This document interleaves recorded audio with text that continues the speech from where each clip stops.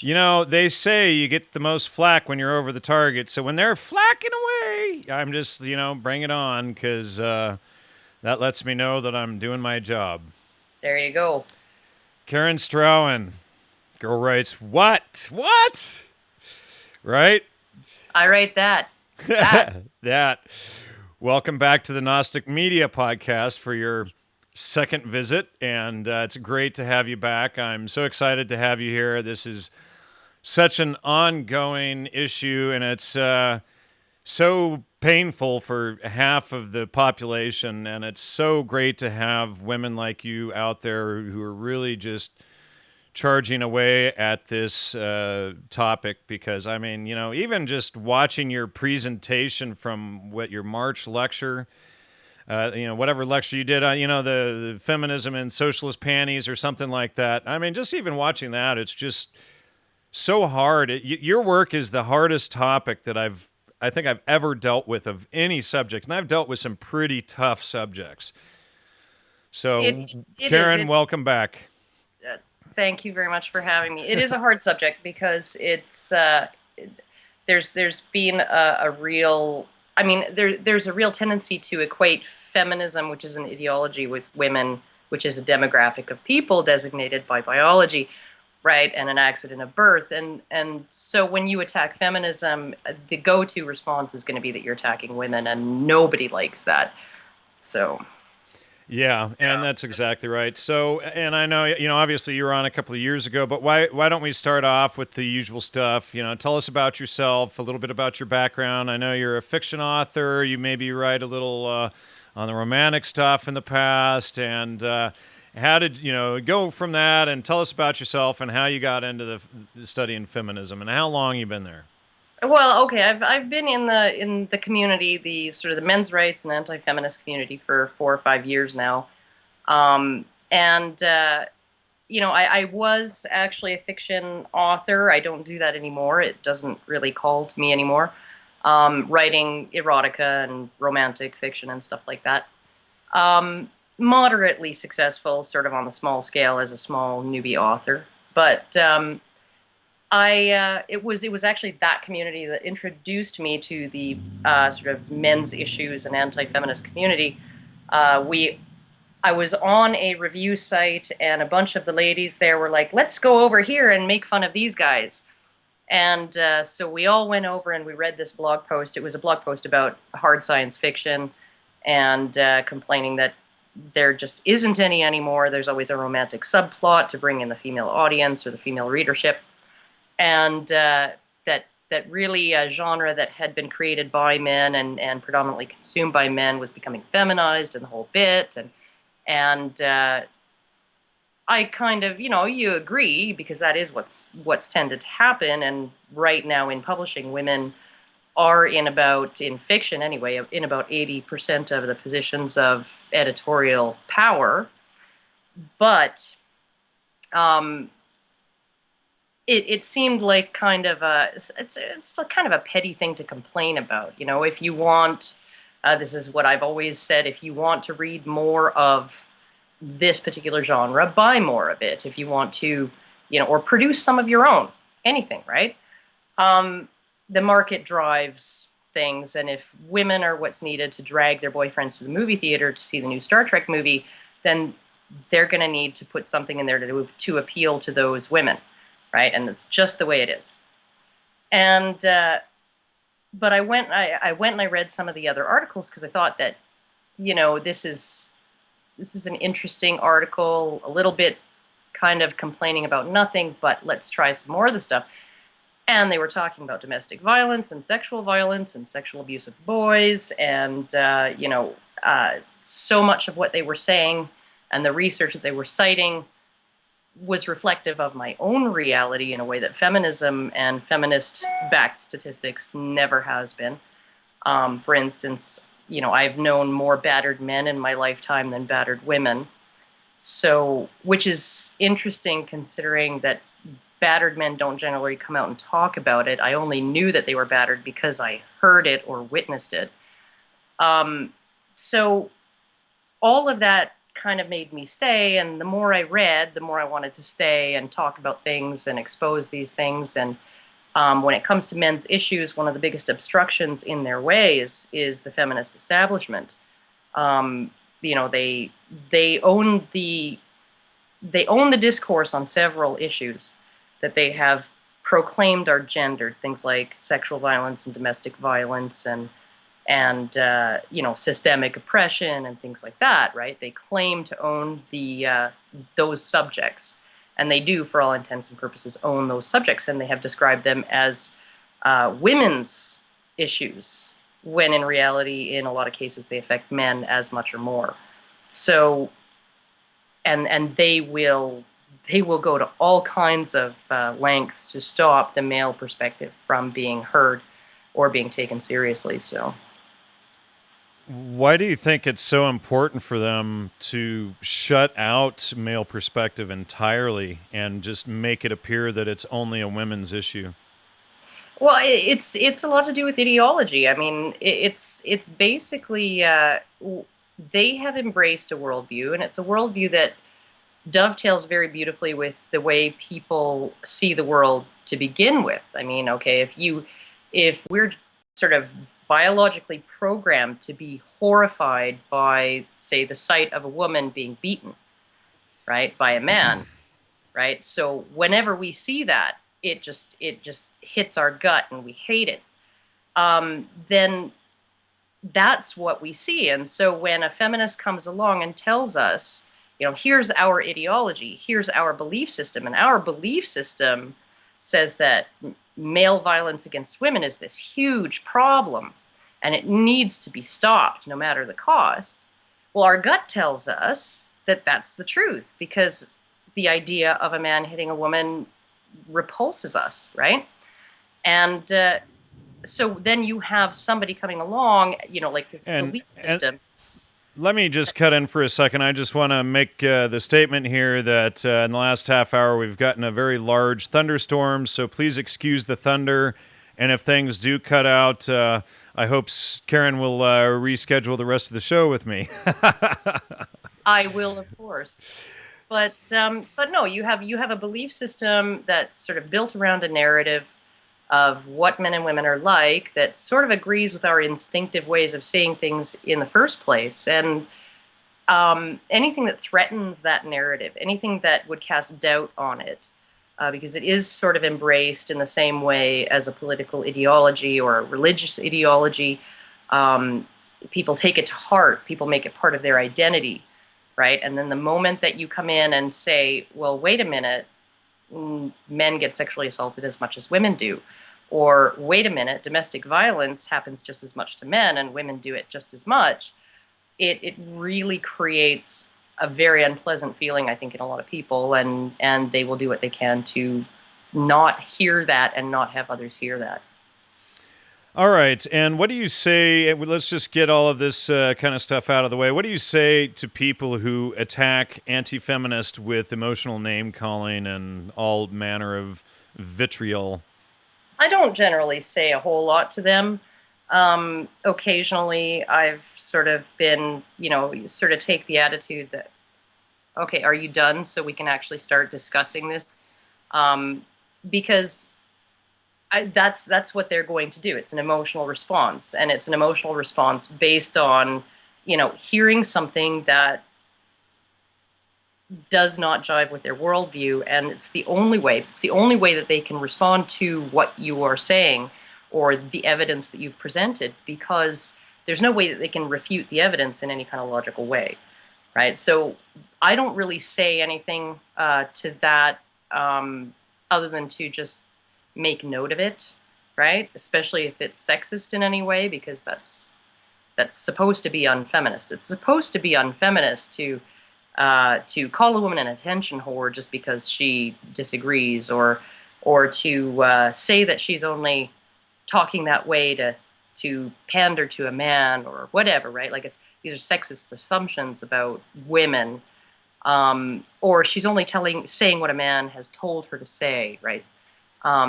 It really sounds like the feminist community could use a good dose of some logic studies. Yeah, or sensitivity training, Well, there you go. Sensitivity training. That is funny. And so, what do you, or what would you like to say to people to encourage them to listen to this entire interview and not try to shut you out or scream names at you and kill the messenger and all of this stuff? What can you say to pull them in to hear us out? I don't know. I don't know that there's anything that you really can say. Maybe are you brave enough to actually listen to it? Are you open-minded enough to actually So you appeal to their emotions. Are you brave enough? Are you man enough to take it? Woman enough to take it? There Use you their go. own Well, stuff back on them? it's the only thing that you can do, because the people who are going to listen to you are going to listen to you, and the people who are not are not. And someone might sit through this entire interview and be like fuming the entire time, right? I mean, it doesn't mean that they're actually considering what you have to say. And generally, when I deal with this all the time. I get into some discussions, debates, arguments, whatever you want to call them, with feminists online all the time. And I'm not doing it to convince them. I'm really not. I'm doing it to convince the 100 or 200 or 500 or 1,000 people who are going to come and read those discussions, right? I'm trying to convince the audience, not the person that I'm debating with. And that's really Right. that you have. And I agree with that. And a lot of people will say, Jan, why do you engage with trolls and all of these types? And to me, I'm debating this troll, but my real target is to wake up all of these other people out here. And so, the focus on the troll, it's like, well, you shouldn't feed the trolls. Well, I get that, but at the same time, when you have people writing you saying, I was reading your debate with that troll, this person XYZ, and it really made me wake up and see the whole thing, and you're like, yep, that's right. That's, why I do it. So, I'm glad to hear one other person sees the same tactic that I do. Well, it's the only way you can do it. Otherwise you're stuck just preaching to your particular choir, preaching to the converted, and that's not going to get you anywhere either. What you really want to be able to do is present the information in as maybe not clinical, but calm and rational. Still showing some compassion for people, but just be calm, rational, honest, and repeat yourself as necessary, because so many people they aren't going to get it the first time that you say it, because they're predisposed to dismiss you before you're even finished your first sentence. Sometimes you really have to explain like they're 5 years old, right? Not in a condescending way, but breaking it down into every single step of logic, the whole way. You can't assume that they're going to be able to make a leap, because that leap that they're going to be making goes against, sometimes goes against their instinctive predispositions, and also against what the culture has been telling them their whole lives. So, Why are you an anti-feminist? Because feminism is a huge steaming pile of bullshit. I mean, it is. It's what I like to call a polished turd. Or, how else? If you can imagine a chimpanzee that behaves like a chimpanzee and thinks like a chimpanzee, but speaks not in hoo, hoo, ha, ha, but in post-structuralist academic jargon, right? That seems to be, just sort of this. And the problem with them, AKA the humanities, right? yeah, the problem with feminism is that they have so much political power. They have a huge amount of influence over the media. There was actually, and a lot of people will say that's just a conspiracy theory that they control the media. Well, there's a big, huge scandal going on in the online gaming journalism community right now, where there have been entire websites pulled down off the internet because they criticized a female game developer and some male gaming journalists of sexual impropriety, basically a conflict of interest, she's got a game, they promote it, and then it comes out that she's been sleeping with all of them, right? And this one website was the only one that actually deigned to report on it. Reddit has deleted a whole bunch of discussions about this. Even the men's rights subreddit on Reddit has forbidden any kind of conversations about this particular thing. There's been false DMCA claims that have been pulling down videos about it, right? And none of the gaming media is commenting on it or talking about it except for this one, and their host pulled the entire website until they modified their post on it. Right? Wow. And just so you know, that was a brief power outage there. Things did have to go to battery for a second, but we're still rolling and recording, so hopefully we make it through this Southern California mountain thunderstorm here. How does feminism affect the way people think? Well, I think it panders to the way that they already think, and then it introduces a whole lot of new spin on it. Like when you look at the differences between sort of the traditional ways of thinking, women should be treated special because they're weak. They're weak and they're valuable, and they should be respected because they're valuable and weak. And then you look at what feminism says. Feminism says that women should be protected because, need special protections because they are seen as weak when they're not, and they are perceived as worthless. Right? But so then why do they want to get rid of all the men if they are perceived as worthless? I mean, that seems like a total contradiction. It is like so much of what they say is a contradiction, but it used to be that sort of what a woman was and why you needed to treat her with special respect and special consideration and pull out her chair and be chivalrous and all of these things, all of this benevolent sexism, was because of what she was as a human being, what she is. Feminism has externalized all of those qualities that demand special treatment. They've said, no, women are just as strong as men, and women are just as capable as men, and women are just this, that, and the other as men, right? But you need to treat them special because the culture devalues them. But they're devaluing the men. Yeah. So it doesn't make any sense. I mean, it's not egalitarian in any sense of their wildest imagination. So does feminism distort the way we see things? Oh, definitely. I mean, there was, I think it was a master's thesis or maybe a PhD thesis that somebody did that they put up online. They did a series of surveys. They asked the test subjects to sort of evaluate men, right, who behaved certain ways, and then decide how likely they were to beat their wives and how likely they would be to rape a woman and how likely they would be to, deny a woman a promotion based on her sex and all of these things. So how hostilely sexist and misogynistic they were. And this study found that when men didn't engage in benevolent sexism toward women, when men did not treat women better than they treat men, people interpreted that as those men being hostilely sexist toward women. And the only way that this effect was mitigated is if it was made clear to them that this man is not engaging in benevolent sexism because he's trying to promote women's equality, right? So he's not being benevolently sexist for a benevolently sexist reason.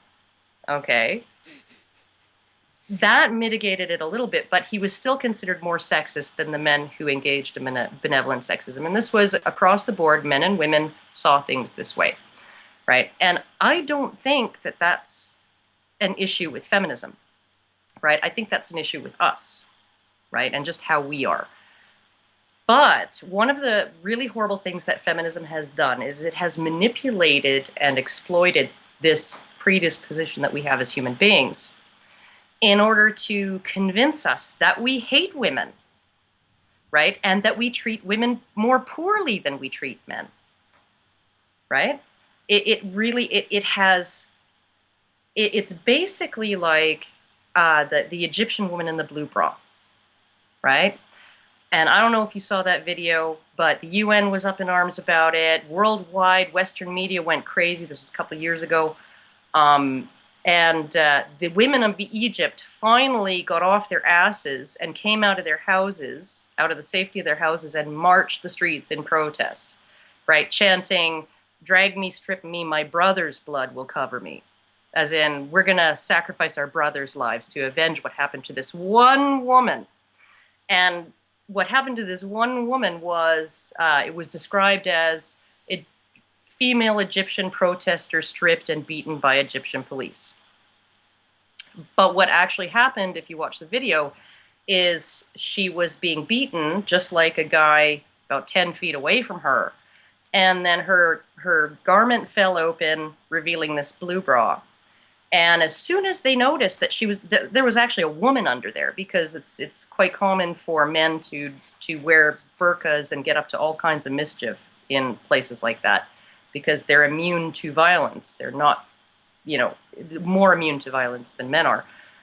They noticed she was a woman. One of the police officers was right in the middle of being about to stomp on her again. Another officer shoved him away to protect her, right? They covered her back up immediately, right, and dragged her to safety. Okay.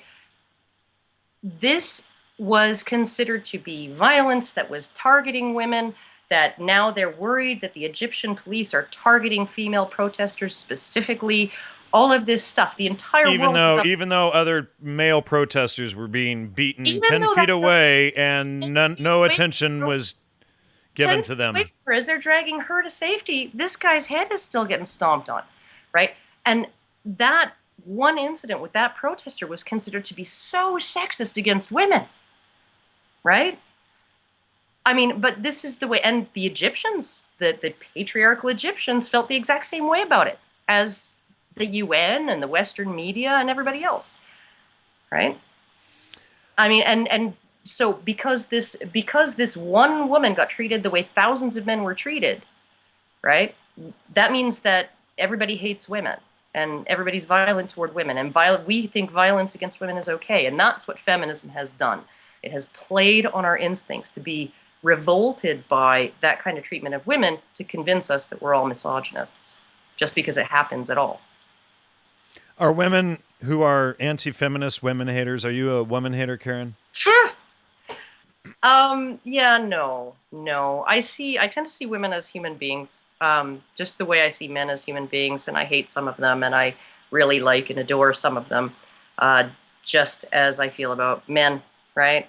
I do tend to allow for the fact that women, on average, feel and behave differently from men on average.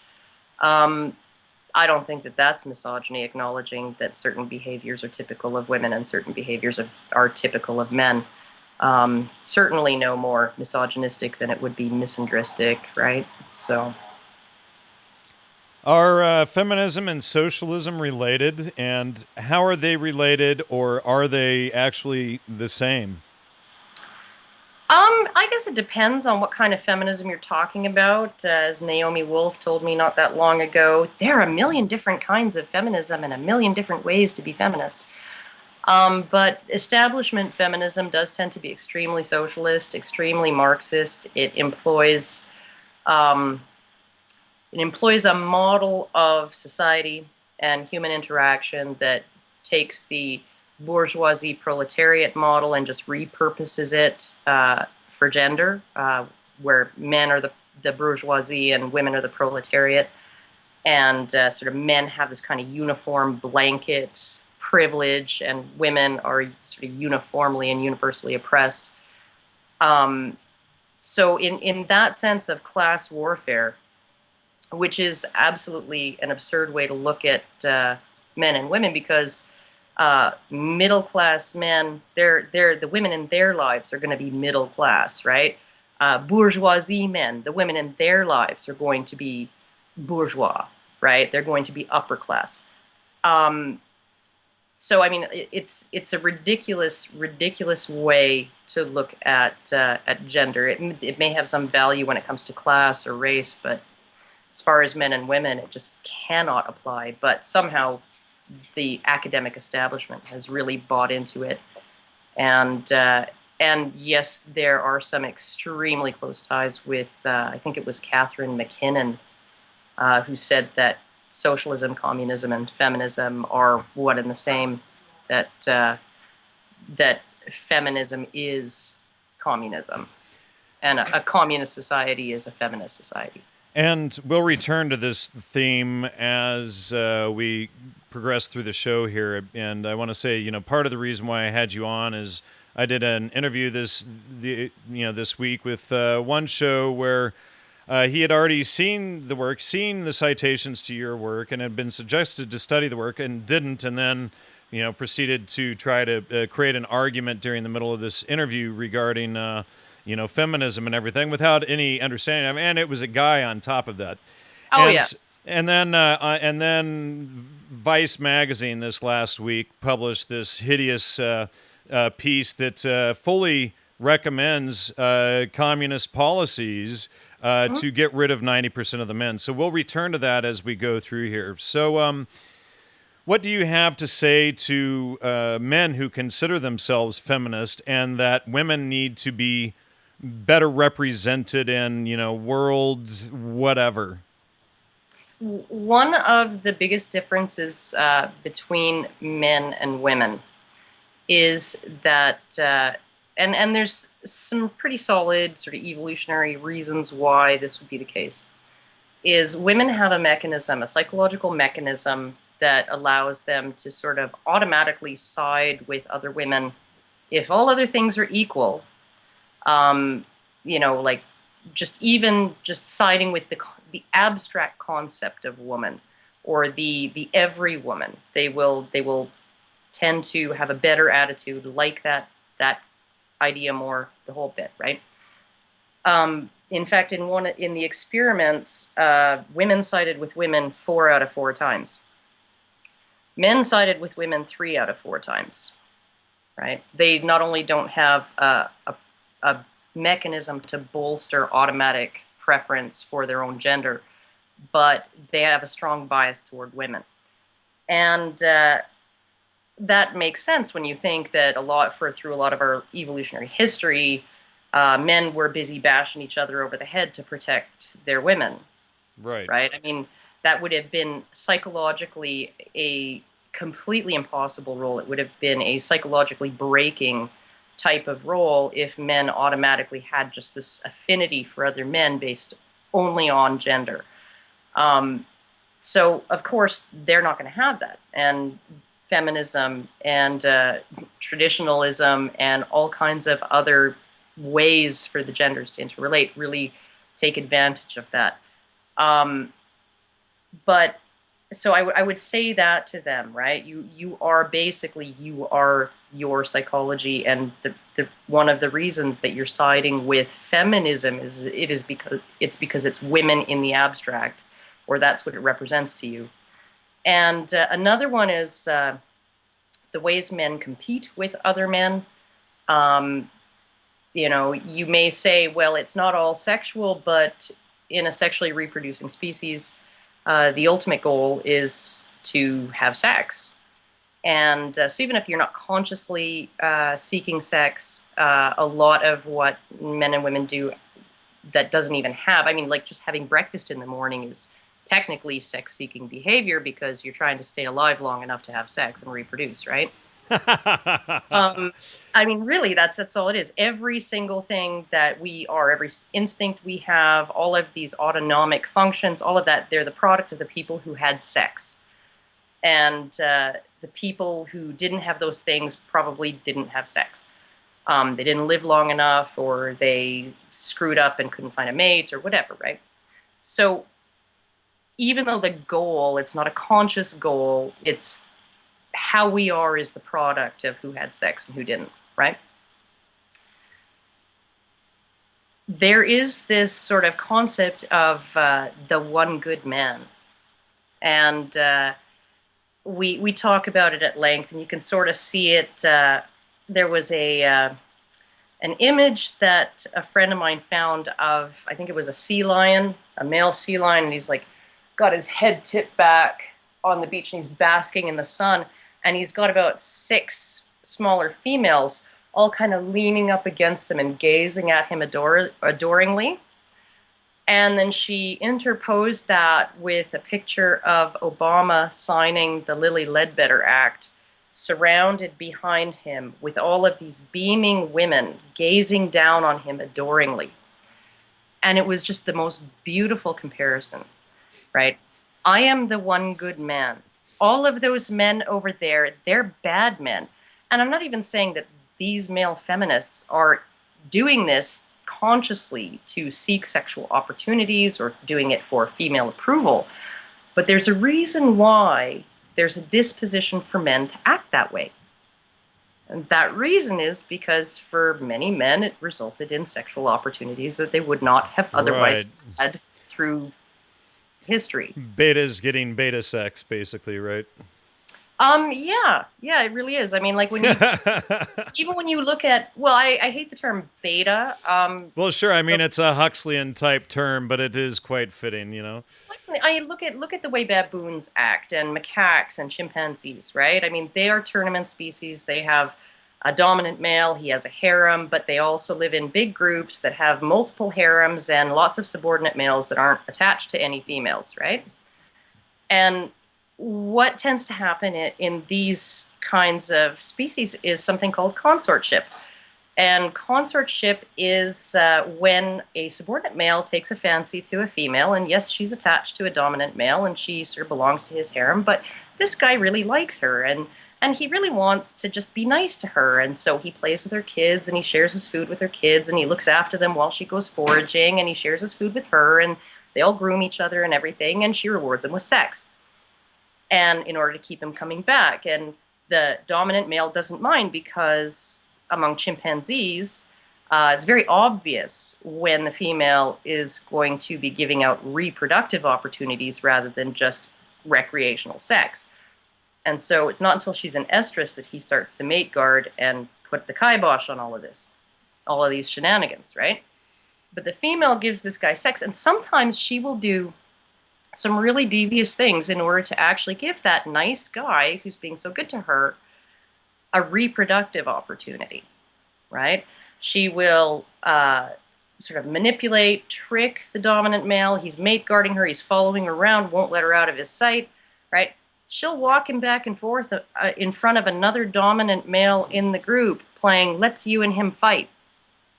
And then the moment that they start getting into a fight, off she sneaks into the bushes to go have sex with this subordinate male who's her consort, right? And this is actually what I think humans did way 2 million, 6 million years ago or whatever. This is the decision that I think human females started to make, and there's a variety of reasons why I think that that's how it went down. But you look at that and you think, you know, this is still women driving the evolution of society. This is still women being ultimately the ones who make choices as to which males are going to reproduce and which ones aren't, and all of this stuff. But you look at that and you think, you know, even just talking about the femitheist, I mean, who's to say that's not going to happen, right? All right, so what about feminism and social degradation? You mean like the destruction of the social fabric? Yeah, exactly. Breakup of the family, you know, pushing us towards socialism so that there's no men to, you know, that help support anything, and it basically relies on the state. I mean, the whole thing just seems to me like a total breakdown of society. Well, you know, any contribution that somebody makes is going to be they're going to be more motivated to contribute if they get a reward for it, and if they get the reward that they wanted for it, right? And this is what made marriage so beautiful, such a strong institution, right? It's basically the institution that Western civilization has been built on. Every single civilization has had monogamous marriage as a norm. Even societies where, like in Islamic societies where polygamy is okay, most of the people in those societies still just pair up 1-to-1, right? It's a beautiful model. It's a very, very useful model. It's the best model for kids, and it's the best model for communities. And it's unique in the animal kingdom, the way we humans do that, which is why it's us and not chimpanzees or gorillas, right? That, are sitting here in front of computers, right? Because part of the reason we're here right now is because of that model. And feminism just kind of, it's the scariest thing, because you have, say, an institution like marriage, and you have the function of it, which is to form the basic fabric of society in an extremely useful way as far as advancement and all of that goes, and expansion of population and just getting on with things. The function of marriage was essentially to identify the fathers of children and hold them responsible for those children, right? Which is why there was a social and legal requirement of fidelity on the part, and virginity until marriage for women, and fidelity within marriage, is because the whole purpose of marriage was to identify the father of the children of the marriage and hold him responsible for them. And you can't do that if she's, sneaking off in the brush. If the children of the marriage are the milkman's kids, right? Going off with the beta. Yeah. Or the alpha. Or the alpha, right? Right. So you have that, but the justification for marriage has always been, well, God will be mad at you if you don't do it, or God will be mad at you if you do the things married people do without being married, right? That was the justification. And so when we outgrew the justification, when we became an increasingly secular society, and our beliefs in God, or at least Scripture, mellowed. Probably 90% of Christians in the Western world are what I would call pick and choosers. They pick what parts of the Bible they want to adhere to and what parts they don't. And if this church doesn't suit me, I'll just go to another one that does. So we outgrew that justification, and we thought that the justification was actually the function, right? Or that the justification was just arbitrary. And so we're like, well, this doesn't seem justified. Let's throw it away, right? Let's just throw marriage away, because, I mean, who cares what God thinks? Nobody, right? Without ever understanding what the function was and why the function was so important, right? And not important necessarily to men or even women, but to children and society. Right. All right. So, and that pretty much covers the next question, which was, what impact has feminism had on the family? Would you add anything more to that? Oh my goodness. It's just a never-ending cycle heading somewhere in a handbasket. Because with every kid that grows, with every boy that grows up without a father, you have an increase in, even just looking at one factor, an increase in the likelihood of becoming a teenage parent. Same with girls growing up without a father. Not only that, girls who grow up without a father hit puberty earlier. They hit menarche earlier, and so they're more likely to start having sex earlier and earlier and earlier. I never knew that. That's very interesting. Well, it's basically, I think it's an evolutionary mechanism, because, say 100,000 years ago, a woman would really need a male around her to protect her and make sure she was okay. And so if there's no father in the house, there's sort of a biological mechanism to turn things on really early, so that girl can grow up fast and attach herself to a mate, since she doesn't have a father, right? Because that will increase the likelihood of her surviving and reproducing. Very interesting.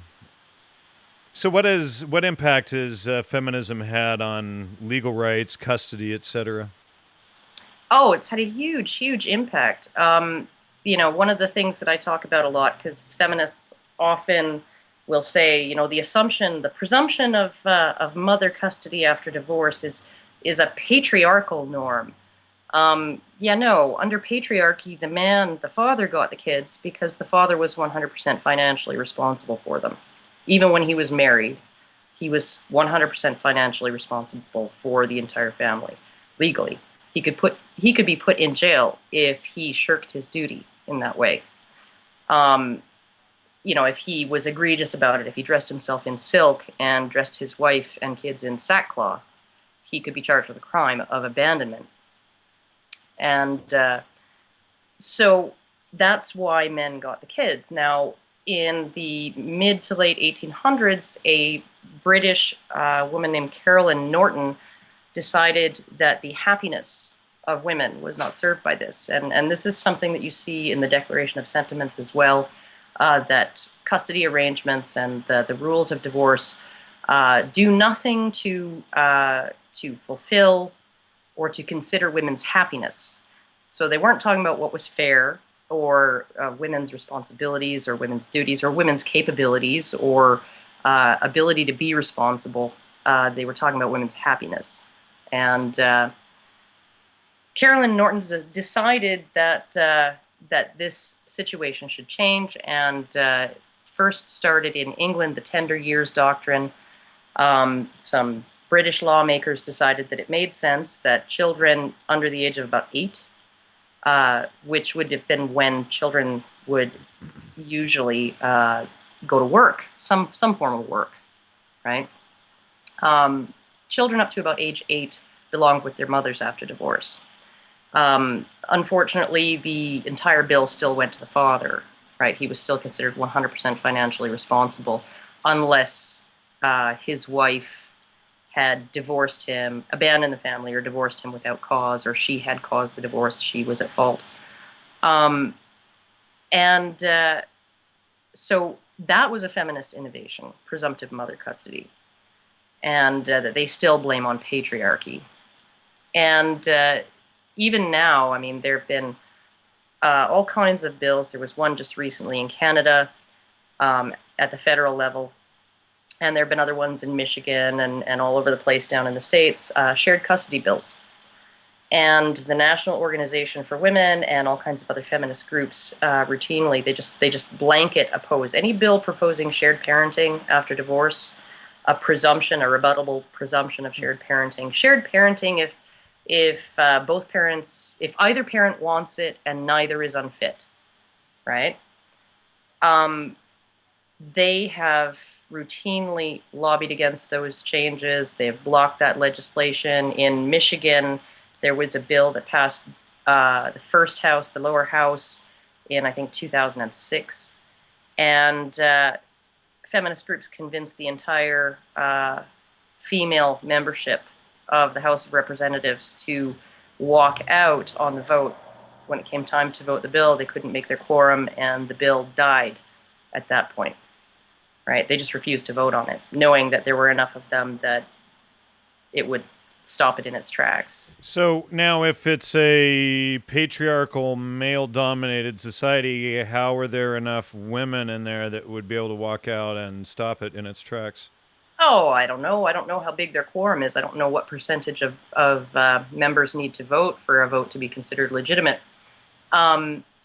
Probably, even if it was just 20%, walked out, that would be the end of it. But I would ask a different question.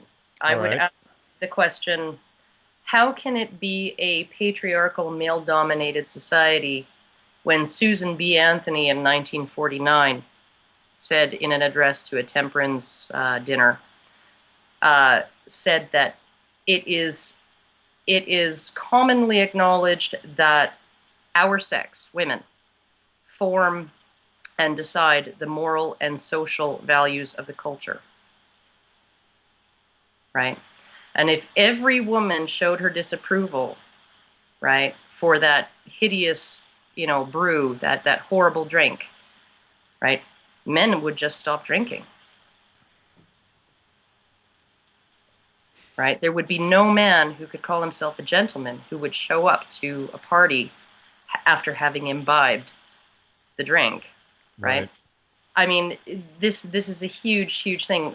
E. Belfort Bax, who happened to be a Marxist socialist, who was writing in the 1900s, 1910s, wrote extensively about feminism, and he said that as long as women had sex privilege, which would be being the moral and social authority in society, as long as women had sex privilege, giving them the vote would completely unbalance the balance of power between the sexes. Wow. Yeah. Well, you can kind of see that in hindsight.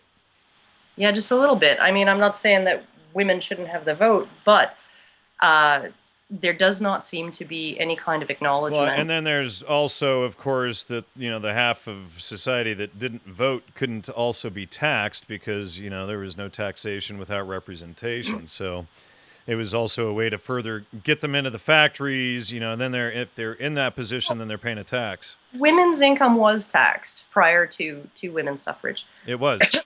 It was taxed as male income. Oh.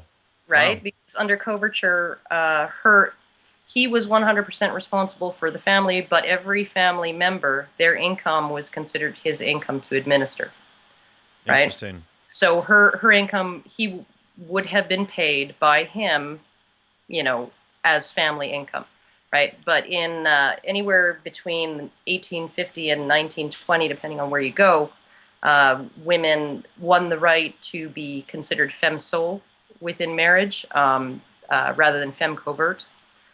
So what it did was it basically made it so that women had income and property rights as if they were unmarried after they were married.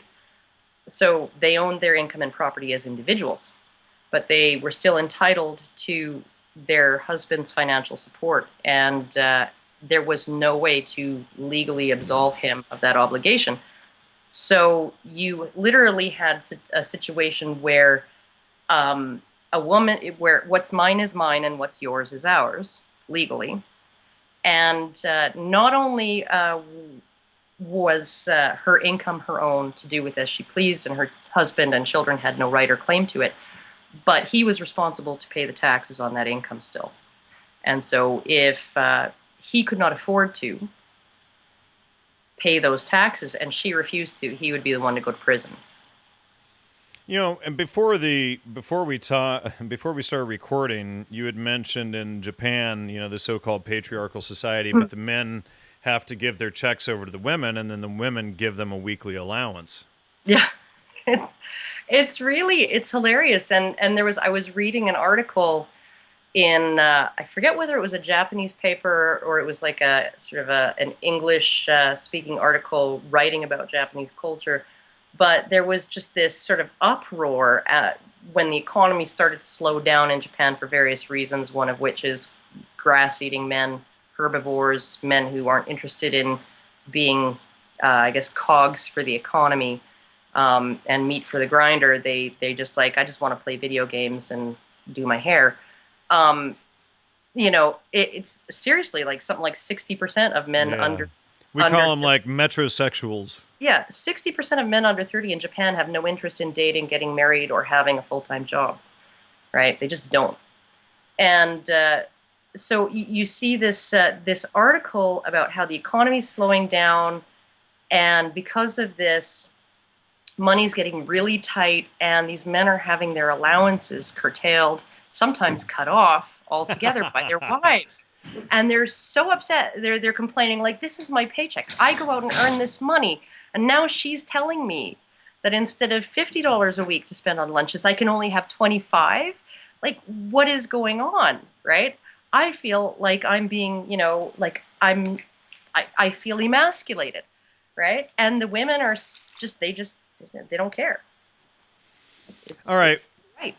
What about fathers' rights and feminism? Or do fathers have any rights these days?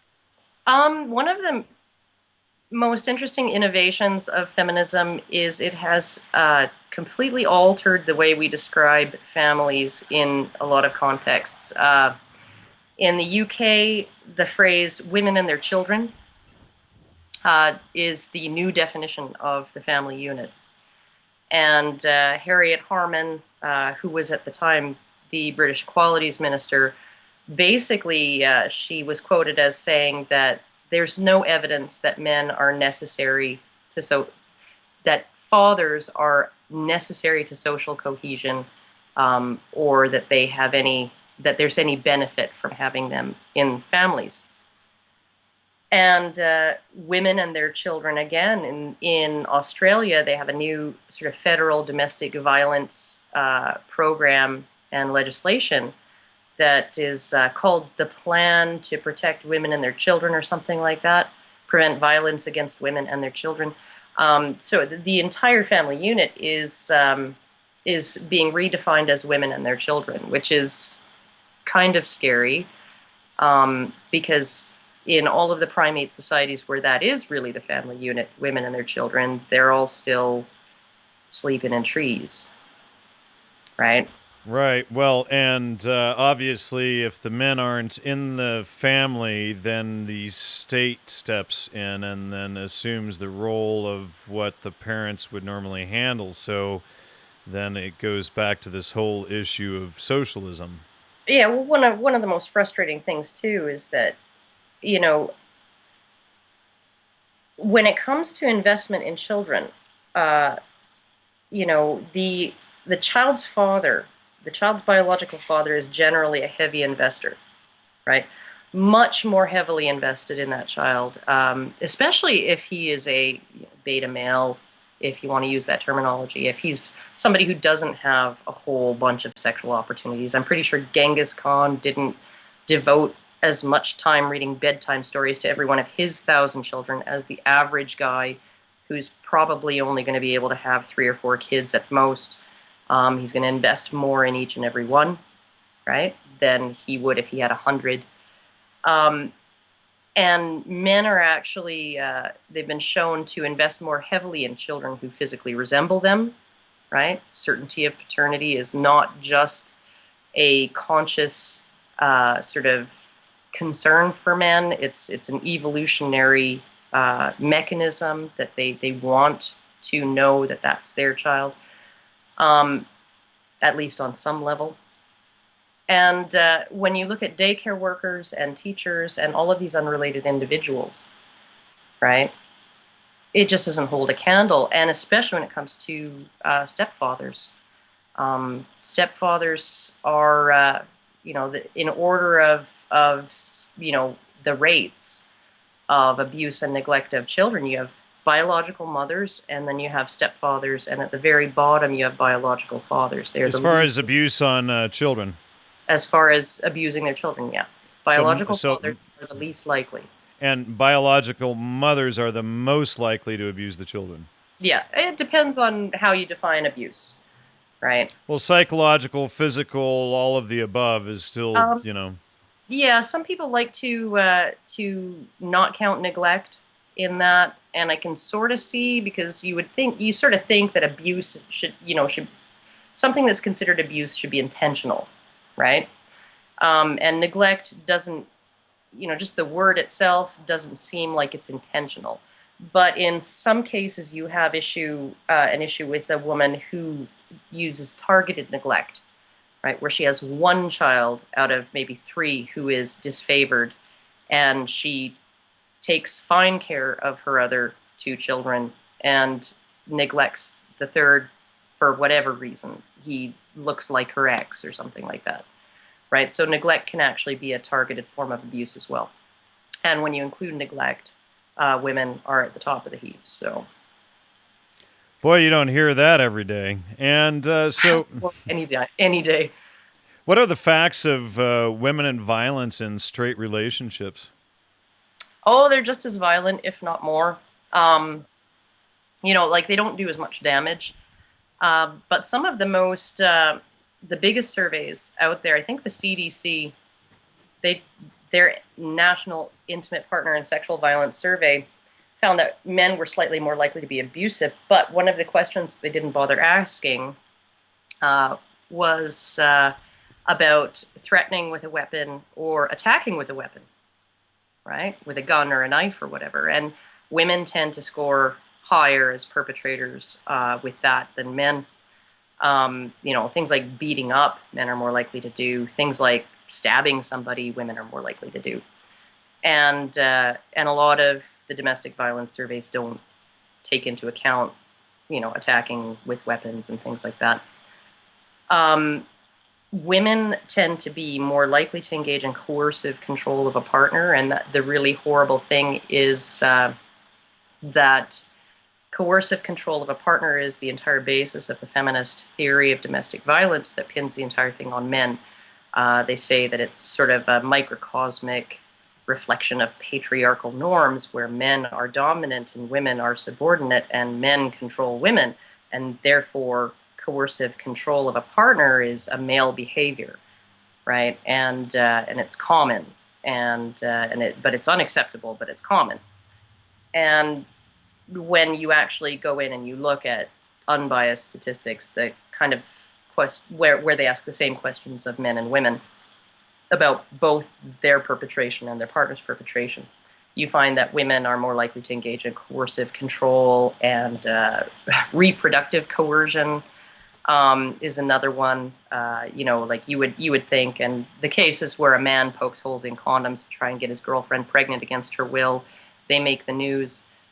But it's extremely hard to detect for a man whether he has been reproductively coerced, because her methods of birth control are invisible to him, right?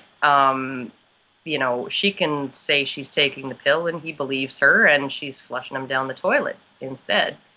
He has no way of knowing that he's been a victim of reproductive coercion, right? Right. So no way to prove it. He can't take that, you can take that condom and have it examined and find the little holes that he poked in them, but you can't do that with birth control pills. You can't do that with those internal methods like IUDs and things like that. I mean, he has no right to know whether she had her IUD removed or not, right? So. All right. What about violence in lesbian relationships? That's a really, really controversial topic. Most of the studies, what few there are, show that it's at least equal, an equal prevalence of violence. Some of them are a little bit different. There was one that asked women about their previous relationship. So these are lesbian women who were in a relationship with another woman, and they were asked about whether there was violence in their previous relationship. And when that previous relationship was with a woman versus a man, there was a much higher likelihood that they had experienced violence, domestic violence.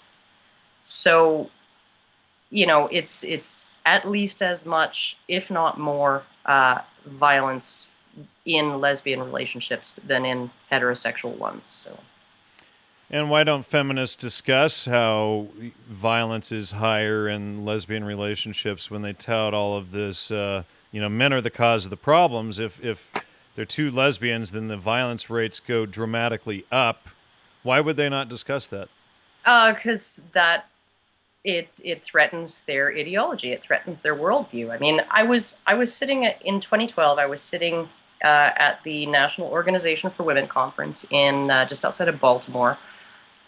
And there was a panel or a presentation, 3 different people talking about the Violence Against Women Act, which was up for reauthorization. And they were trying to back the original bill and not the one that had been ungendered and made gender neutral. But, they wanted the right bill, the good bill, not the bad one. And they were discussing it, and one of them was a lesbian activist who works with people in violent relationships within the LGBT community, and she gave a very, very solid presentation on how the gendered violence of the Violence Against Women Act at that time did not serve her community, because her community is made up of largely same-sex couples in which case there are going to be, the language of male perpetrators and female victims does not serve a male victim or a female perpetrator, a victim of the female perpetrator. And the icy silence in the room was astounding. And she did not get any reaction, right? Until she says something along the lines of, I'm not saying that domestic violence isn't gendered. Of course it's gendered, right? And then she gets the smattering of applause, and about 2 minutes later, she ducks out of the room saying that she has to catch a flight. And I'm just thinking to myself, like, they believe what they believe. And another person that I talked to once, his name was Earl Silverman, and he ran the only men's domestic violence shelter in the country at the time, down in Calgary. And I was sitting having coffee in a Denny's with him, and he holds up his coffee cup and he says, "Explain to me, right? Convince me that this is not a blue Mercedes convertible." Because convincing feminists that domestic violence is a gender-neutral problem is like explaining to a crazy person who is positive that this is a blue Mercedes convertible, that it's actually a coffee cup. Right? I mean, how do you even begin to convince them of that? Right? They believe what they believe. Right. And with all of the crazy New Age primacy of consciousness nonsense going on these days, it adds another layer. All these people who think that they're going to make up reality by the whims of their thoughts. Oh, yeah. Feminist ethics. You look at feminist ethics, there's things like women's ways of knowing. There's the argument that emotional arguments are just as valid as logic, that intuition, and feelings are just as valid as facts, and all of this other bullshit. I mean, honestly, it's like, you ever, it's like talking to somebody who's read The Secret and really, really, really, really believes it. Right. And there's no way you can convince them otherwise. In violent men, how often is the violence the cause of their mothers?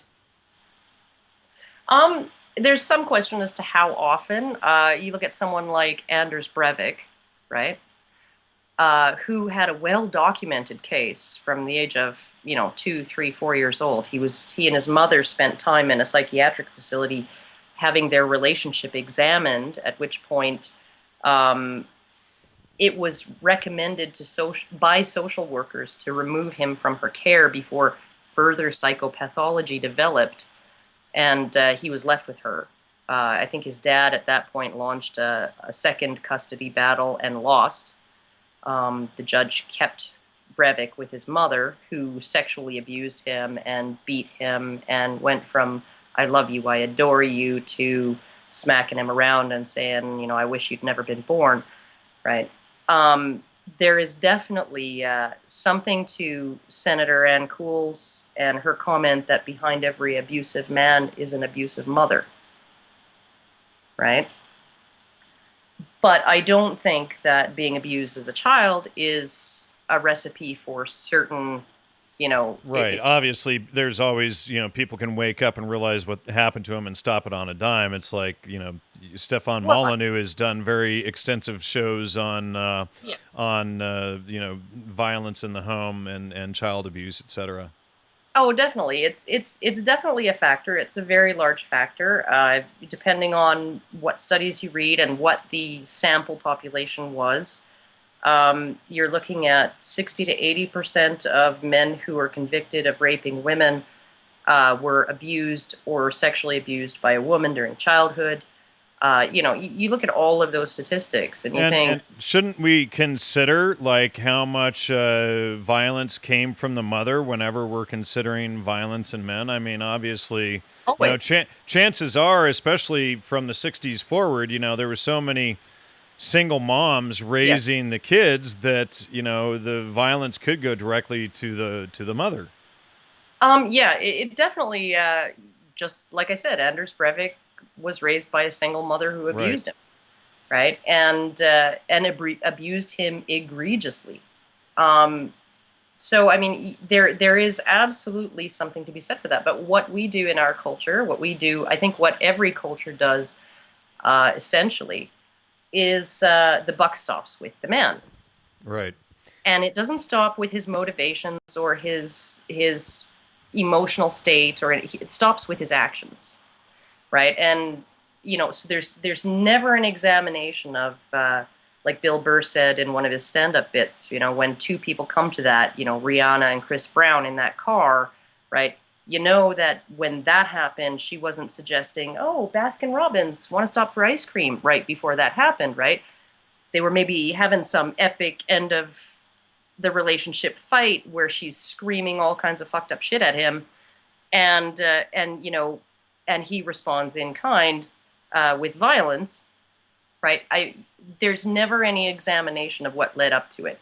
It's all Right. about his Absolutely. action, right? And you even see Absolutely. this. You even see this with incidences like, not Solange Knowles beating up, was it Jay-Z in the elevator? They caught it on security camera.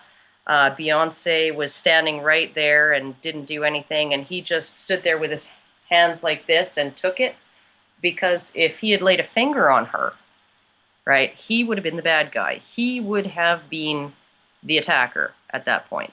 Right. Right. Even though he would have technically been defending himself from an attacker, and we're supposed to have the right to defend ourselves on being attacked. Self-defense. Hello. Yeah. But let me ask you, Karen, how many threats of violence have you received from the nonviolent feminist crowd? And how many of those were women? I actually don't receive a lot.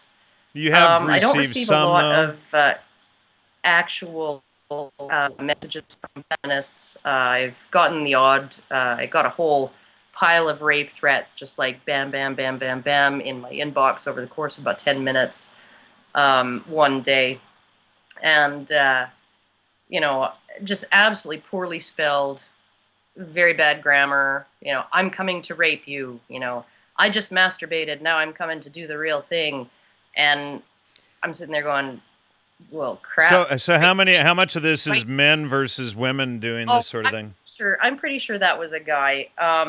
I was sitting there thinking, like, what now? Like, my place is a mess. I'm not really fit for company. Can we maybe do this next Tuesday? Right? Because it's just like, you don't take it seriously. It's stupid. It's stupid to take it seriously. I think one of the reasons why I don't get sent those things is because people know it wouldn't bother me. Right. There is a whole lot of nasty rhetoric and nasty, nasty behind my back conversations that go on all the time in various places online about Right. me. And I don't tend to go and look at them. Some of the most vicious people that I've debated with, that I've argued with, tend to be male feminists. Wow. Yeah. And they actually seem to, be taking up the larger portion of feminists these days. Well, they're just the ones. They stand in front. They stand in front and speak on certain contentious issues that would get blowback. They put themselves on, as the human shield, I think. Right. And so they do tend to, they're representing for the poor oppressed women, and female feminists are perfectly happy to have them there, falling on their own swords for them. And female feminists are also very, very happy. I mean, if I was a female feminist, I would be stalking all of these places where people talk about me, that I hear about, that they're talking about me, and I don't bother going and looking.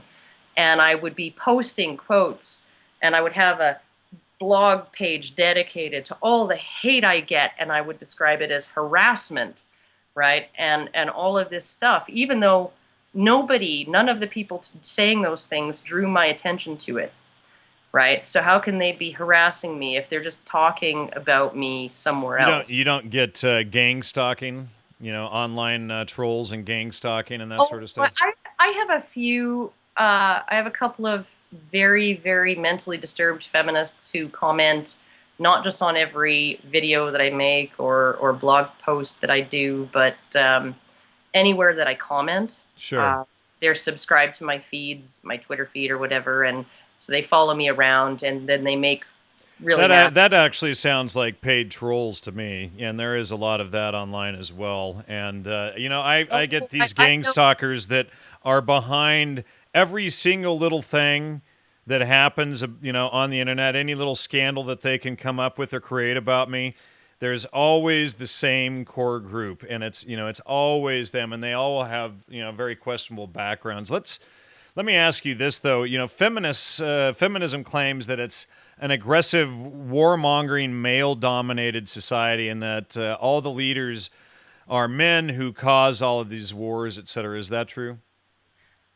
Yeah, talk to Margaret Thatcher, talk to Indira Gandhi, talk to Boudica, talk to female leaders who've declared war, often unjustly. Talk to Madeleine Hillary.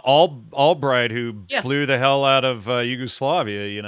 Talk to Hillary when she gets in and she supports this new. Oh God, and she just Uh, makes me want to want to be sick. oh yeah, yeah.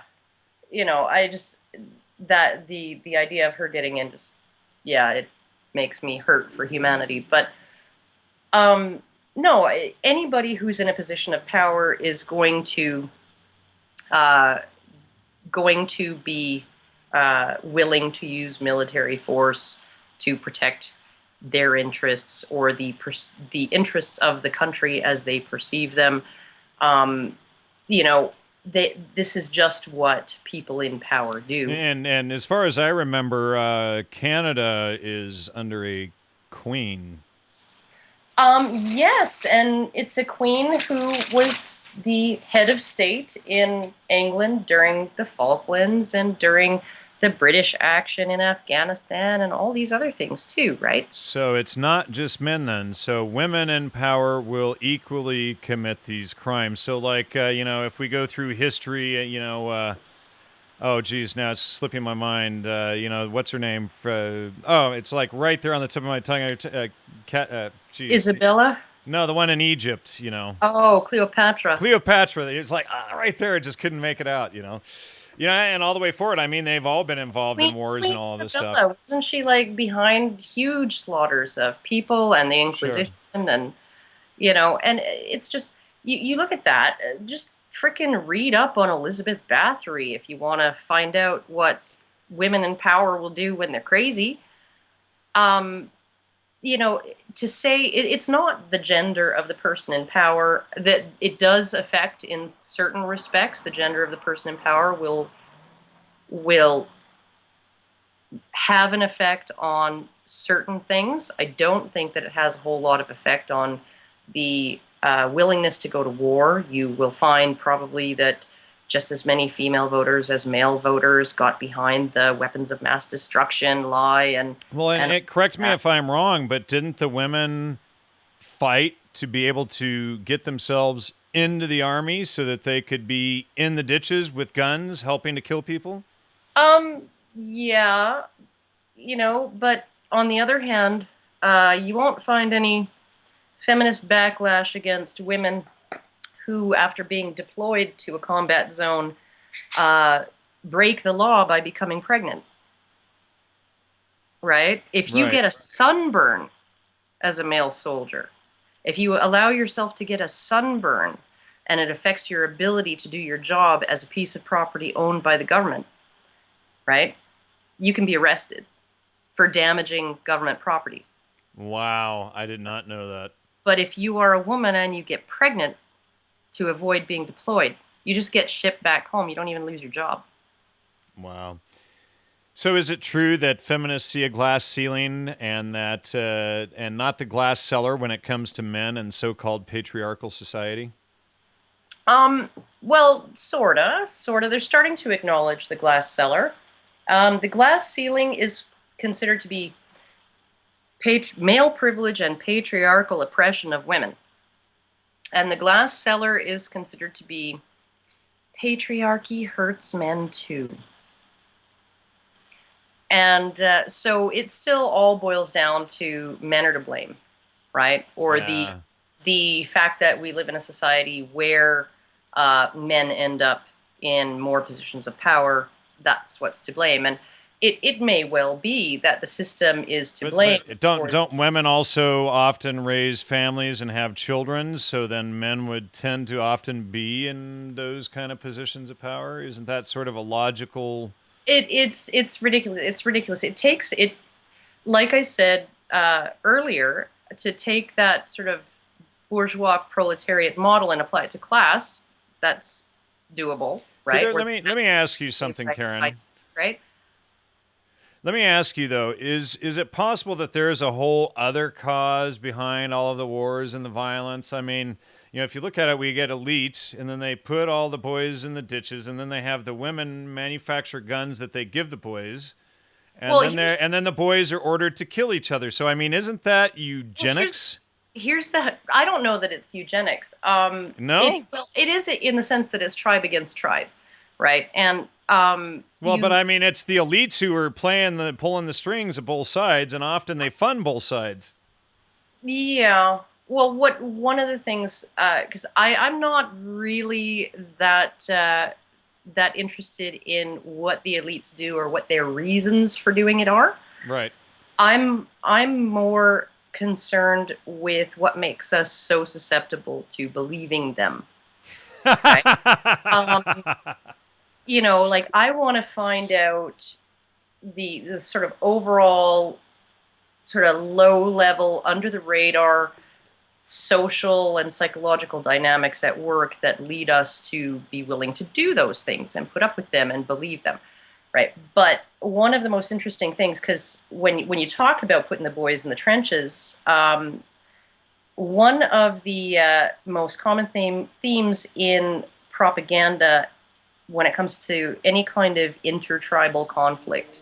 So whether you're talking about Hutus and Tutsis, or you're talking about World War One, U.S. versus the Germans, or the Sure. UK versus the Germans, anything like that, the propaganda, so much of it, is centered around those evil Americans, those evil Germans, those evil Nazis, Always those evil. dehumanizing the other. But they're coming to hurt our women. They're coming to rape our women. Sure, and that's exactly what they did with like Kuwait, etc. Oh yeah. They're taking the babies out of the incubators, and they're coming to rape the women. Okay, but here's the really horrible thing about feminism. It is the first ideology, first political ideology in the history of mankind, right? And because the worst thing that you can say about a society isn't, or an opposing culture isn't, that completely dehumanizes them, is not they're going to hurt our women. It's they hurt their own women. Ah, yes, I see what you Okay. mean. And feminism says this about our men constantly. Right, It says our men hurt our women, right. right? So it's using wartime propaganda within each single culture, right? It's basically using wartime propaganda to demonize the relationship of a father to his children, of a husband to his wife, Right. you know, brothers and sisters, everything, right? To demonize the And male. I think that was, Gloria Steinem. She was a CIA agent. What can you tell us about that? I have no idea. I've heard the rumors. I haven't done any of the research on it. Like I said, as far as what the CIA might have to gain or might, Well, I've explained this on previous shows, and I've seen an underlying pattern. But most of what the CIA seems to do is to, like we had the MK Ultra program, and a lot of people think that was about the Manchurian Candidate and creating sort of the hypnotized soldier. But when we actually get in and we look at the history of these things, get in and read the letters of the doctors and people who are key architects behind it, a lot of it was social control, and a lot of it seems to be geared towards degrading society on a multi-pronged approach. So, Gloria Steinem selling feminism fits perfectly in with, like, the psychedelic revolution and counterculture, which fits in with, all of these other different attacks. If we step back and we just say, why would the CIA promote this? How would it benefit them? We might not see the true agenda, but if we, can step back and see sort of the multi-pronged attack that they use, and the fact that, about 15% of what the CIA actually does is overseas, counterintelligence stuff, and the rest is actually domestic against their charter, then we can begin to see that, this type of stuff, the Central Intelligence Agency, is to control the intelligence of the nation and to, direct, sort of guide the people using Bernaysian,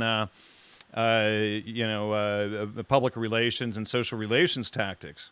Well, one thing that I found so interesting, because I was doing a lot of research, I think I had asked some feminist somewhere to name me one society out there where the gender roles were reversed, right? That if it's so universal, right, that women are seen as superior when it comes to taking care of children and nurturing children, and men are seen as superior when it comes to, say, defending the territory or doing the heavy work, right? And this is common across all cultures, then it's a human universal, and it's not a grand conspiracy to keep women down, right? Right. And she said something about the Mosuo in China. They're just right near the border of Tibet, I believe, and they are extremely isolated geographically from the rest of China, which is why they survived Maoist, the Maoist revolution, the Cultural Revolution. They survived everything. Was because they were very, very isolated, and they had nothing worth stealing. You're talking about the one matriarchal culture? Not exactly a matriarchal culture. It is. It has a different model. I wouldn't call it a matriarchal model. You have a village that's basically a big extended family that's ruled by a matriarch. She basically handles all of the money and decides who does what jobs and what they're going to be paid. And the external politics, sort of the dangerous politics, the going to the next village, hiking there on foot through mud and, territory that might be hostile, right?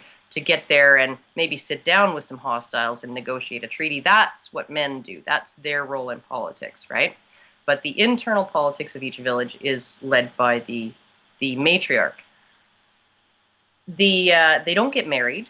They have what's called walking or visiting marriages. They live in a big communal house. The matriarch and all of her female relatives and the girls of sexual age, reproductive age, each have their own rooms. Everybody else sleeps in a big communal hall. And these girls have their own rooms, and their walking or visiting spouses, husbands, can visit them, but they have to be gone by dawn.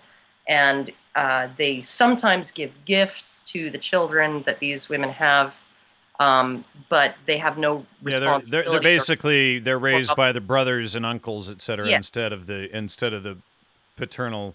But when it comes to gender roles, the men are still doing the building and the fishing and the slaughtering of the animals and the hunting and the driving the livestock to market and all of those more strenuous, dangerous things. And the women are still doing the housework and the cleaning and the cooking and the looking after children and the feeding the pigs and all of those, the lighter duty stuff, the closer to home stuff. So, I mean, this is not a gender reversed society, and it's not even a true matriarchal society, because the upper echelons of politics are still, the external politics are still male dominated. Right.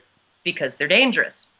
And this particular society does not, a lot of villages don't have running water, they don't have electricity, they don't even have money, or didn't until a few years ago when tourists started coming in. And so, I mean, like, just a really, really, really not a very advanced society. And not a lot of investment, at least on the paternal end with children, not a lot of social cohesion. Now, one anthropologist, I believe, wrote a paper on them, and she posited that the society itself is traditionally a feudal society. And the elites who ruled them did not live like this. The husbands and wives lived together in the same house. They had parallel lines of descent for children. So a son inherited his father's status and wealth, and a daughter inherited her mother's status and wealth. But other than that, it was a typical nuclear family, and this is how the elites lived.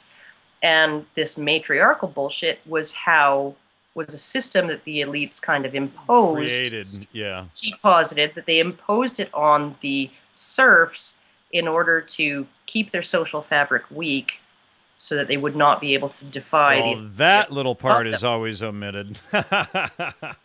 Right? All right. So what do you say to those who think that feminism is good because it's anti-capitalist and anti-materialist, and is that a good thing?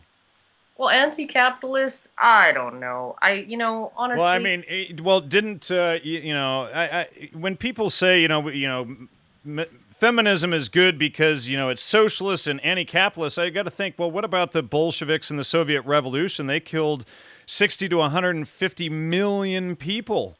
So is that really a good thing? Stalin and the kulaks, right? Right. Let's kill off all the people. Well, Lenin, Trotsky, Stalin. Yeah, Lenin, Trotsky, Stalin. We'll kill off all the people who are good at farming and ended up with more goats and horses than their neighbors, right? Because they're enemies of equality. And then, let's watch all their neighbors starve because we got rid of all the people that were good at farming. Right. Just absolutely. It's asinine, isn't it? It is. I have issues with the free market. I think anybody does, right? It's not really the free market that's you and I being able to voluntarily exchange things. It is this large capitalist where then you get these huge conglomerate banks and, they do all of this bad behavior, like rip off the American public for billions of dollars and do all this stuff and then get bailouts, They wouldn't do that if they didn't have the guarantee of a bailout. Exactly. Right. So, it is the... It requires a financial system behind it, that supports their crap. It requires a gruesome marriage of... It's like that South Park episode with Saddam Hussein in bed with Satan, or was that the movie? Right. Yeah, it was a movie. That's the corporation and the state in bed together, right? Essentially, right? I don't know whether there's any reasonable way to get rid of that, right? So, I have... Well, the corporation exists because the state, bangs a gavel, and then the corporation is manifest. It becomes Corpus Christi, the body of Christ, or whatever, Yeah. But, so you look at it, and, there's flaws with every system. We're never going to be able to solve all our problems with any system, and I think utopianism is an extremely dangerous thing, no matter who's system, being utopian. No matter what system they're advocating, it's a dangerous thing. But I do think that socialism has proved itself unamenable to human nature enough times thus far. Okay, here's the one thing that really messed me up about Marx and what's his name, Engels or whatever. They described the family unit as the base unit of capitalism. It was the nuclear family was what enabled the evil capitalist system, right? Right. But the nuclear family is, and to some extent the extended family, is the only communist system that I have ever seen that has worked, right? That's true. I don't feed my baby breast milk. I don't say, hey, I'm only giving you as much breast milk as the productivity that you've, blah, blah, blah. I just according to my child's needs, right? And I give, I take only what I need and then I roll it back into the family, right? So that's a communist system, and that's probably the smallest unit that I can see a communist system operating on would be the extended family, because you have to be emotionally invested in the other person's genetic success, emotionally invested in their success as an individual. And I don't think that somebody who's living in Georgia, the Georgian Republic of the USSR, gives two shits about how that dude is doing in Moscow, Right. right? And gives enough of a shit about him to say, okay, well, I'm going to forego the profit that I could make with my extra work, and I'm just going to give it to that guy, right? It's just not going to work. Human nature won't let it work. Right. So, all right. So, what do you have to say to those who feel that women should have a larger role in the direction of global society? Women have a massive role already, in informal and formal ways. You look at just the power of, the hand that rocks the cradle rules the world. The power of being a mother. The power of teaching sexist attitudes. I mean, children learn sexist attitudes primarily from their mothers, right? So if there is still sexism, we can thank mothers. They have an enormous impact in schools, elementary schools especially, and daycare centers, right, to teach children and to shape their little minds and turn them into the people that they will eventually become, right? That's just all the informal power. Then you have the quasi-formal power of the political lobby and the media and all of those things, right? Then you have sexual power, right? And you would see election propaganda from the, before women's suffrage posters, back when paper and ink was really expensive and they wouldn't print stuff if they didn't think it would work, right? And it was tell your man, tell your husband to vote for this guy, right? Because it worked.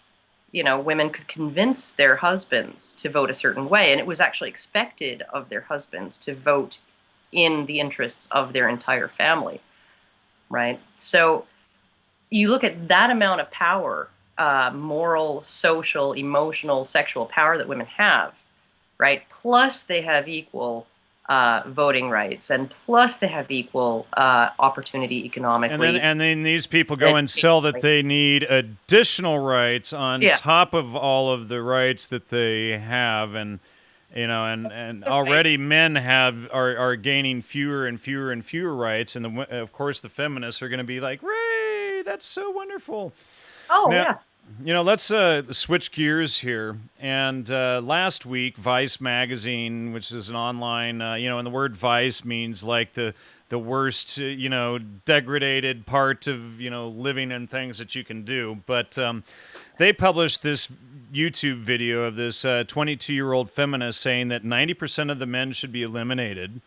And first of all, would you, let's discuss this. And then what I want to do is, as we wrap up the interview, read some of the quotes and some of the things that she claims, because it will all nicely tie it all back together and bring the communist, socialist bit all in one here. So what did you think of her little rant?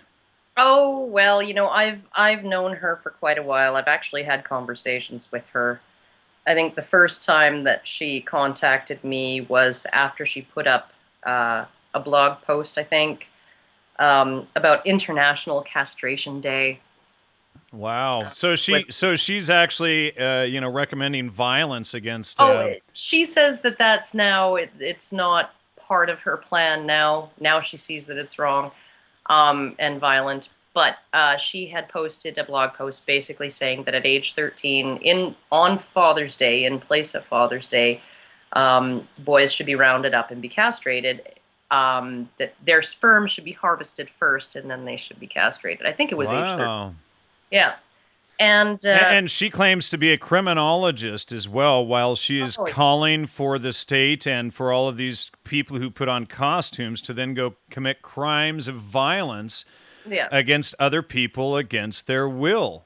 I mean, this is the mentality, that I want people to grasp, that, most of this feminist stuff is based on, and it's why it's so intricately tied together with socialism and Marxism, etc. Well, I made 2 videos about her because there were feminists basically saying, well, she has nothing to do with us. And I made 2 videos explaining how, if you just start with the core theories of feminism that 90 to 95% of feminists agree on, like patriarchy theory and the systemic oppression of women Right. and male dominance and all of that stuff, right? If you just take that as your starting point and you believe that, you internalize that, you think this is how things really are and how they work, here's the sequence, the logical thought process that can get you from there to where she is, right? Where she's advocating the reduction of the male population, blah, blah, blah. Now, there were 2 different trains of thought or trains of reasoning that I found that could get you from A to Z. And one of them, I think it was the second one that I did, was that if, unlike every other oppressed group in history, because if you look through history, every person, every group, every color of people have Has been oppressed or put down at one time or another. Yeah, they've been enslaved at one point or another, and then they rose up and they took control. So you're saying that the Jews don't have the copyright on all of that? Well, here's the thing, okay? The Jews went through an enormous amount of persecution and oppression. Well, sure, right? but at the same time, the Bolshevik Jews killed hundreds of millions of people.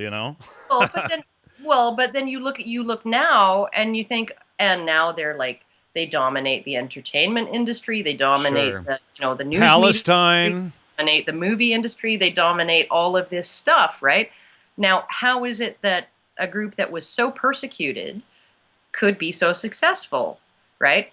Well, maybe because they try, maybe because they're just good at certain things, maybe whatever, right?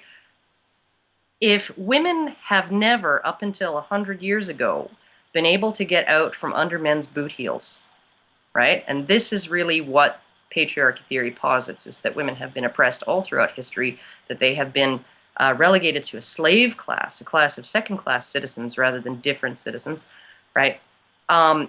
If this is the very first time over the course of recorded history that women have even come close to liberation, and even with equal rights and the majority of the vote and all of this affirmative action and extra help and extra funding for university, they still can't compete with men, then it's obviously because they're inferior to men. Now, I don't think that, because I acknowledge women's other forms of power and I acknowledge women's free will, right? Right. And their freedom to make choices. And sometimes they make different choices in different circumstances. And circumstances were very different 300 years ago than they are now, right? And so maybe women would not have chosen to want or push to have political power 300 years ago, but they are now, right? Because circumstances have changed. Now, if you believe all of that stuff and you believe women are inferior, then the only way to bring about equality, as Krista, the femitheist, defines it, would be to handicap the opposing team or reduce their numbers, cull them. Right. So in other words, you make the game totally slanted in your favor because you eliminate competition, because you're not capable of a balanced playing field. So and all right, and let me. When I suggested that, though, she wrote to me and said that was the one. That was the one that was correct. That was the hypothesis of the 2 that was correct. That is why she's doing or saying this stuff. Okay, so now, being that the state, whether it's Hitler and the Nazis or the Bolshevik Jews killed, far more in Russia than the Nazis did. And that has been omitted from history almost entirely. But being that the state, here, the Native Americans, 15 million lives, up in Canada, all of the stuff going on there, we've got all of these different cultures all over the world, that all of these massacres have happened throughout history, and they've almost always been done by governments. Now, she, being a criminologist, supposedly, can't figure out that it's government who has committed most of these wars and these crimes throughout history. She just thinks it's the men doing it, which I find that's a very convoluted, way of understanding history and how things happen. But, Well, I think, honestly, to say that men do it is treating men as if they exist in a bubble, right. right? Or women. Well, as and not well. only that, it's a totally Same. fallacious argument because she uses Yeah. a hasty generalization about all men this, all this, Yeah. all that, Yeah. and Well, so I also think that saying the state, the state does it in every case. That's also assuming that the state is existing well, in a without the right. state and without centralized banks, you cannot have these massive wars. I mean, you might have skirmishes and things like that between Yeah. tribes, but you don't have massive wars where they're trying to wipe out entire cultures or 90% of, a part of the population. I Yeah. mean, this is something that can only happen through centralized banking and through very large, powerful governments. Well, you have to have a massive coercive structure in order Right. to impose that kind of will on people. Like they did interviews with, I think it was soldiers in the Civil War, that some of these interviews came up in a piece of research that I read a couple of years ago, and they found that the majority of men on the firing lines in those battles, where half of them would kneel and fire, and the other half would be standing and fire, Right. they were firing over the enemy's heads because they did not want To to kill. know that they had taken a life. Right. Yeah. And I've come across that before. Let me. I want to read some of Krista is her name. Hmm. Femitheist. Yeah, femitheist. All right. Divine. So this is from the mind of the criminologist, quote unquote, femitheist, and this is some of the poorest critical thinking I've come across in a day or two, considering all the nonsense that I hear from the crowd. But okay, she says further research into designer babies will be necessary. Manipulating gender or sex. Okay, so we're talking about eugenics, prenatal sex discernment, sex selective abortions. I mean, this is right out of Huxley's Brave New World here. I mean, if you read Huxley's Brave New World Revisited, this is the introduction of chapter 2 right here. And Oh, yeah. the development of dual female progeny, babies created from two mothers, never mind that lesbian mothers, we covered that, so that one's out, and numerous other mechanisms will be utilized, unsaid mechanisms, uninvented mechanisms yet. I guess she, the criminologist, plans to invent them, I'm not sure, utilized in order to achieve these aspirations. They won't be enforced or manipulated to achieve the goal in short term, but merely heavily encouraged in the earlier stages. Unless one opposes abortion, there is little ethical reason to find that too outrageous a position. The math, and she says the maths, or that's what the article, how it was spelled Yeah. there, the math has already been done on all of the genetic and population sustainment related issues. Population, bottleneck, inbreeding, mutations, etc.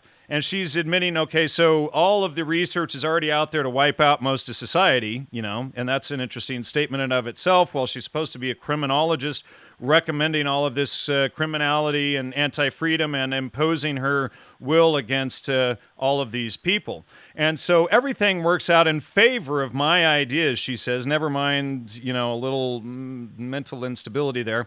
I've been meticulous and cautious, except she doesn't understand logic or fallacies, and maybe she should try to remove them. I've had the work reviewed by people who are experts, or at least extremely knowledgeable. So that goes from experts to extremely knowledgeable in biology and genetics, and have received confirmation that it all works out. Okay, so this is the kind of stuff that she would like to see imposed on half of the population. Now, she goes on to, and some of the stuff she states is just absolutely ridiculous, and I'll find it here in just a second. But she says, also admits that it's a direct attack on the heterosexual companionship and the nuclear family models. So we covered that, how they want to destroy the family and the backbone of society. We already see that she wants the children raised by the state. Now, listen to this. Children should be raised communally and by the state. Mm-hmm. Okay, and never mind that the state, is just people who put on costumes and essentially then commit violence on other people that they would never commit without the costume on. The nuclear family model is a breeding ground of deceptions, mediocrities, never mind that all of hers is a deception, etc. Mediocrities, treacheries, hypocrisy, and violence. While she's recommending all of this violence, it needs to be abolished. Is she selling deception and hypocrisy and violence to reach her goals? I mean, do I even need to ask that? Is it obvious? She has made the personal the political. I'm not going to give details on what her family and upbringing was like, but obviously she's got some trigger mechanism there. But she told me is true. Then she has reason to believe that that at least her nuclear family's pretty fucked up. Well, and my nuclear family was pretty effed up too, but I don't want to go around and kill half of the population. I know. I was abused plenty by the women in my life as a child, and I'm not sitting here, recommending the annihilation of women. If you think logically here's the thing though. She wasn't abused by her father, or whatever. She was her mother was abusive and her father left.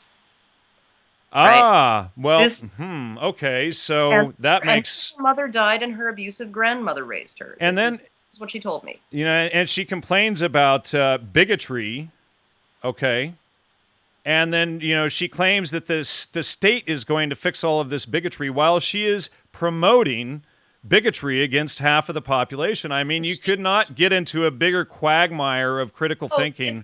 It's ridiculous. Like, she's just nutty. She's like, I have had long conversations with her. And, honestly, listen. Maybe she just needs somebody to like put her over their knee and just spank her. Yeah. Like, I don't know. But I mean, how can you complain about bigotry and then and then state that you want to do all of this violent behavior against half the population while you're supposedly a criminologist? I mean, what kind of criminologist would advocate criminality to solve the problems? I mean, hello, duh.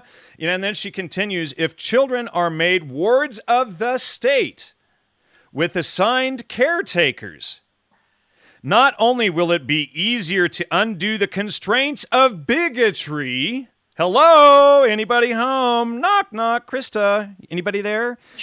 No. And the other archaic beliefs that are passed down from parents to their children. So wipe out parents, wipe out family raising and how people naturally take care of their offspring. I mean, this is a total upset of nature itself here. Oh, yeah. And then, but children can be used to monitor the older generation. So now she wants to bring in the Nazi youth to monitor the older generation in regard to the propagation of bigoted, and antediluvian values. I mean, this person lives in a world of pretzel logic like you rarely get even a chance to see. And so it is about creating a unified perception. So what she wants is total homogenization of all people, all culture. The state runs everything. No parents, no family, total control, no freedom. I mean, her utopia is a communist nightmare of murder and total freedom. I mean, it would be total blackness. And then she sells anti-bigotry while selling at the same time that we need to get rid of 90% of the males. Yeah. Oh, yeah. No. And this is the kind of crap that Vice magazine, just to get all the feminists riled up and behind her, this is what Vice magazine puts out. Well, what gets me about Krista is that she actually she has as many subscribers as she does.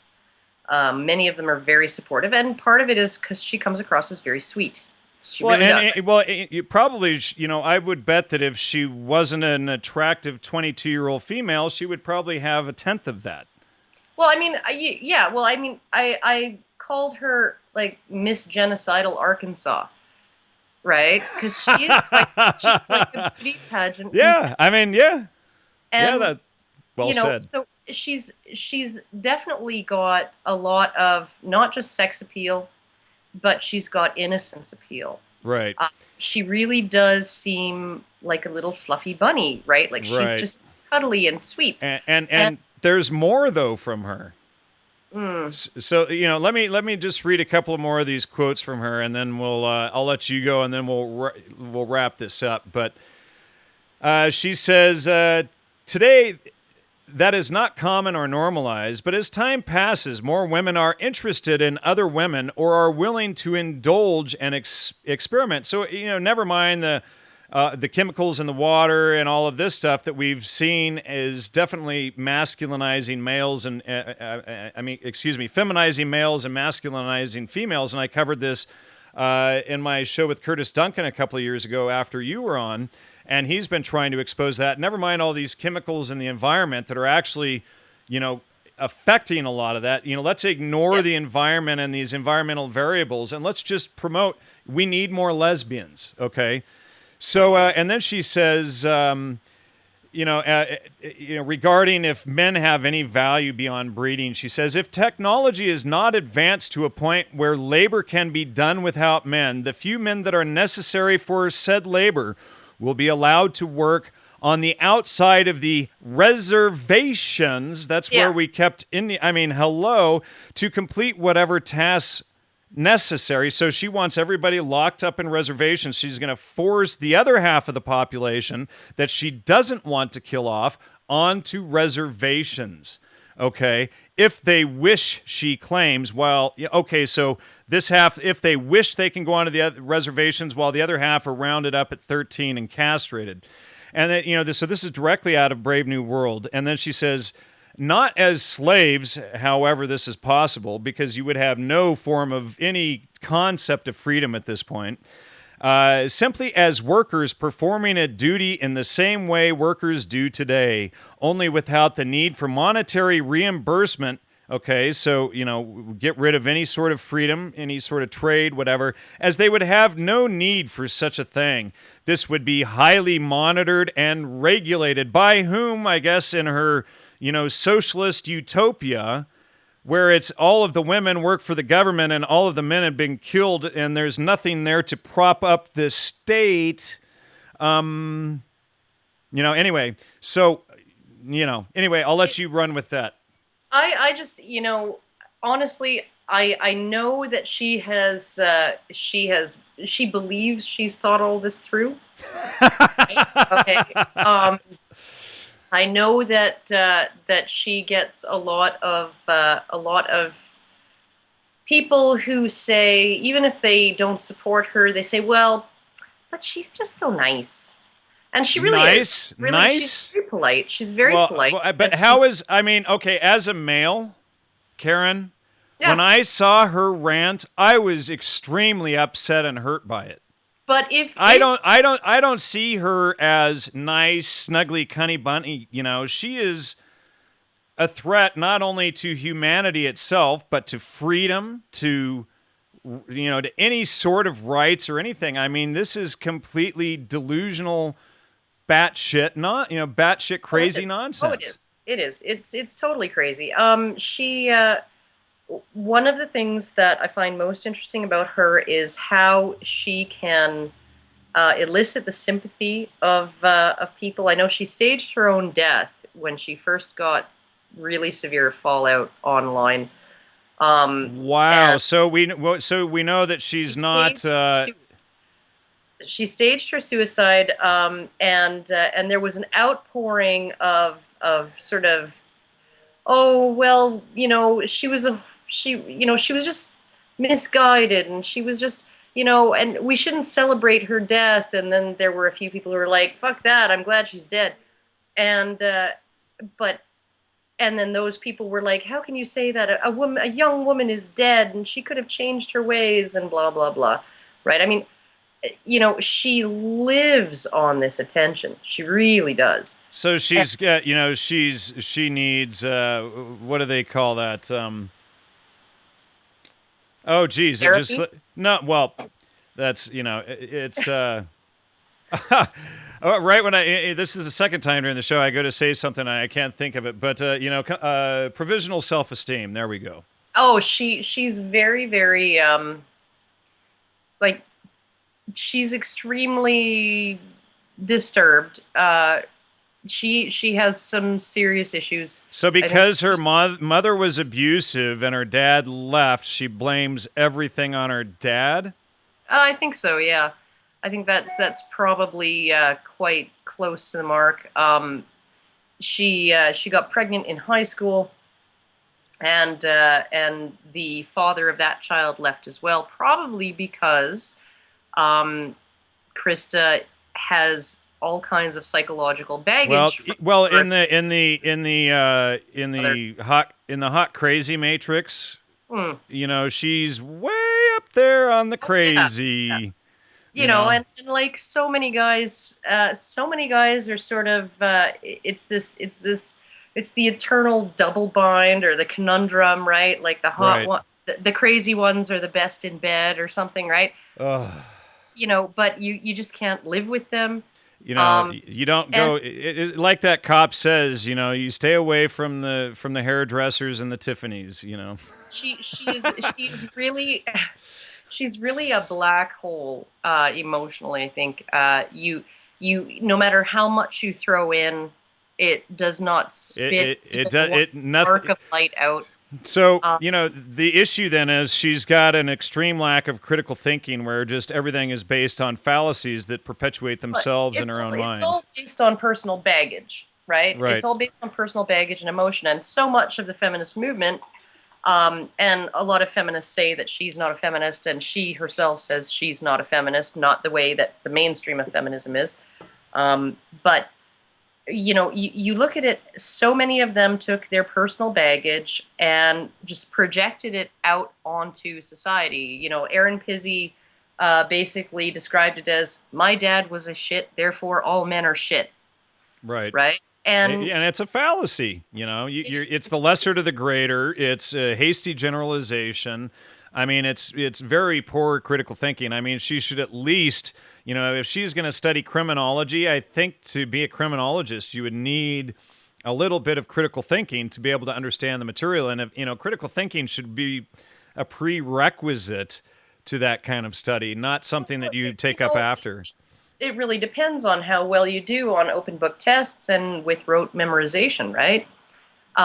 Just So many, regurgitating a bunch of facts. or regurgitating your professor's opinion. Right, and not thinking things through, not looking things up all the way down to the primary. You Yeah. deal with a bunch of secondary citations and nonsense. And in so many respects, like, and I found this in high school and to a lesser degree, my limited experience with university, because I dropped out twice in the first semester. But I found that if you were a critical thinker and if you were not willing to regurgitate the opinion of your professor, you're penalized. Right. Right? So, I mean, as much as you're not going to learn critical thinking in high school, you're really not going to learn it in university. Right, and this is why we launched the Trivium Method a couple of years ago, actually 4 or 5 years ago, which has taken off with the homeschoolers to fill in this need so that kids, again, are getting critical thinking like they did in the 1800s and grade school and not, in college or, when they're 40 or 50. So, Karen, what is the single most important concept that you would like to say, to the public, to this bigoted woman, women like femitheist and the public at large? Well, I don't know if there's a single most important concept. I think that separating there's one fact that you cannot escape, right?